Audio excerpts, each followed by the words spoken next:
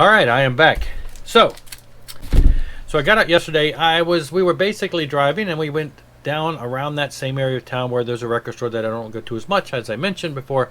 And I thought, well, last time I was in there, I swung by there on Record Store Day just to see what scraps they had left, and they didn't have anything. But there was one thing I noticed on the wall that I had never seen in held into my hands because I was aware of it. It came out on Black Friday Record Store Day, and I just never picked it up.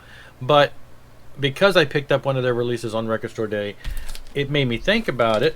I should have bought that. And then I went to the store, so I was there, and I said, well, it's a good price. It's actually cheaper, or roughly the same, cheaper, whatever, than Amazon. So I swung in there to get the first Collective Soul album. Like I say, it was a Black Friday Record Store release. And I saw it on the wall on Record Store Day. They had some stuff up on the wall, and I'm like, wow, I just have never seen it in a store. It's always been online. So I had it in my hand, and I thought I should have got it, and I didn't. And then I went back, and of course it was on the wall. And I'm like, I bet you they sold it, because that's just about how it works out for me. And so I went, and I was looking through the C's and didn't see it. But then before I got to the end of the C's, the guy came over, hey, help you find anything? And I'm like, well, I was looking, do you have that Collective Soul? And the next row over was the general C's, and he flipped through, and he found one. He said, yeah, we had two of them. I think the one on the wall sold. So I went ahead and grabbed it. Like I said, the price was right. I mean, it's the price of a new record, but it's cheaper than some of the stuff online. And it is on a solid red.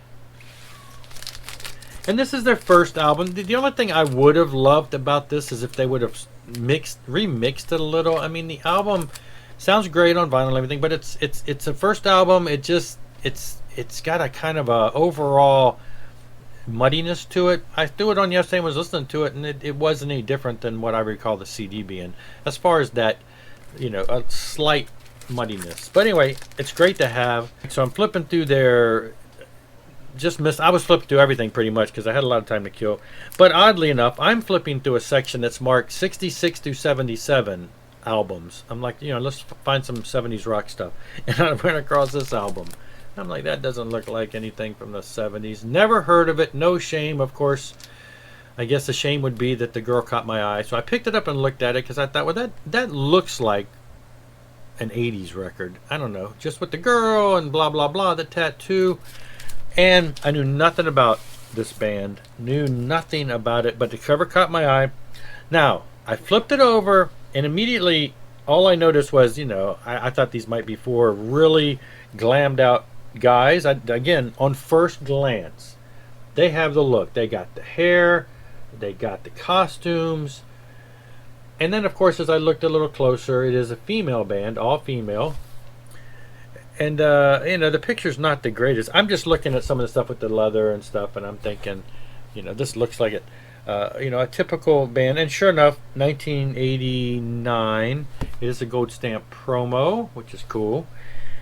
And then I read about it, and this is a female band, debut album, all-girl, four-piece band, international, hailing from London, Munich, and Oregon. Now, to me, I'm like, okay, tends to be bands overseas, female bands tend to be a little harder rocking than some of the female bands, in America. That's just a generalization that's probably not necessarily true. But at first I thought, well, these gals are probably going to be pretty cool. Honestly, I don't know much of anything about like Vixen. They were in that time period in life where I was not listening to that type of music, and I totally missed the Vixen era. I've seen clips of videos, so I know nothing about them to give any comparison, but obviously they would have been around, popular in the similar time. I don't know if they sound a lot like that, but I'm thinking bands like Rock Goddess and Girl School, the rougher edged bands that come from overseas. And the look, to me, and they've got all that look. So I grabbed it. Yeah, 1989. It was only a few dollars, so I thought, take a chance. I bought it. And yes, I listened to it. It's pretty good. I would compare this to the commercial years of Lita Ford, which would have been around the same time. I think early Lita Ford, first couple albums, she was a little edgier, a little more gutsy. And then, kind of got more, Kiss Me Deadly and all that stuff. A little more commercial. These girls are a little like that, kind of a commercial yet good edged, hard rocking, metallic sound of that time frame. Now I looked them up because I'm just it's a one and done. There was no other releases by them, and I'm like, well, what the heck? So I kind of looked them up last night on Discogs and found that two of the girls from this album did go on to be in the one release called Fair Game, which is Ron Keel. Is it Ron Keel and Fair Game? It was Ron Keel, the vocalist, fronting an all-female band. I believe they were all females. But anyway, they were females. So it was like Ron Keel and Fair Game. And they released one album, and I have it. I should have pulled it out of my CD box. But they went on to be in that band. That was like years later after this. And I think the singer has done some stuff since then. But for the most part, this band just one and done.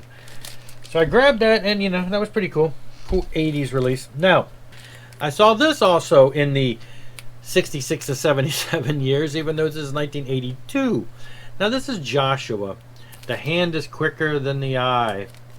All right, now this is pretty much his first album. Now, Joshua, I've mentioned him before. I have all of his stuff. This is a cool edition on vinyl because this is the only one I did not have on vinyl that was available. Now, at first I looked at it and I kept staring at it thinking, this is weird. It's got 6 songs. So I'm quickly in the store kind of looking at it on Discogs. I see that there's a maxi, one was listed as a mini album, and then there's other one that has 8 songs, and I wasn't sure exactly what I was buying, but I went ahead and bought it. But I wanted to grab it because I have it on CD, but I don't have this one on vinyl. So here's the story. 1982, this is Enigma Records released this. This came out 6 songs. And then in Japan, it came out with 2 extra songs. So the Japan version has 8 songs. And that's where the CD version that I have is. So Joshua, he has this album, 1982. Now, the one that's most notable, that I was most notable about was the 1985 release, Surrender. Now, this is the one that has Ken Tamplin on it. And he's one of the fastest guitar players. He's in there in that same camp with like Impellitteri and stuff. He's just an amazing guitar player. And he's had some amazing talent coming through his band. So 82 he releases this. 85 he releases this. You've got Ken Tamplin, and I believe 2 of these guys went on to do I think he wasn't this other guy. He went on to do Shout with Tamplin. But anyway, Ken Tamplin was on this. It's just a great commercial album. And then 1989, Intense Defense, probably in my book one of the bestest commercial melodic metal albums ever. This has Rob Rock on vocals. I've talked about Rob Rock so much from Impellitteri and other bands. He's just a favorite. Anyway, and this album needs to be reissued. I've found the vinyl, and it keeps being spoken about being reissued. But anyway, this is 1989 with that. Now, I have the CD of that because I bought that as an import back when it came out. It tends to be tough to find. It really needs to be reissued. And then we've got this double album, which is The Hand is Quicker Than the Eye and Surrender.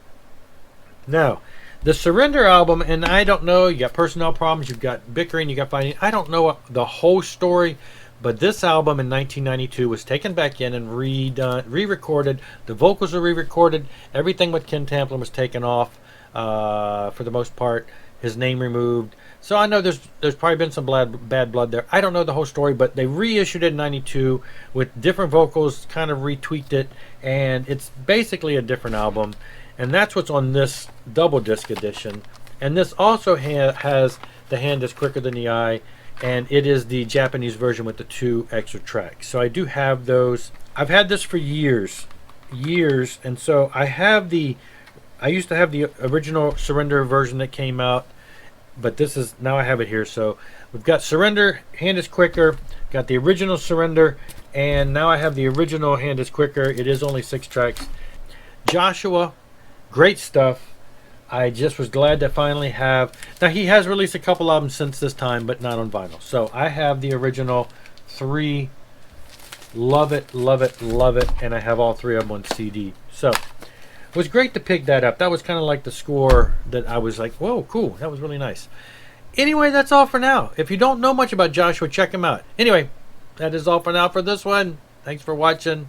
Rock on.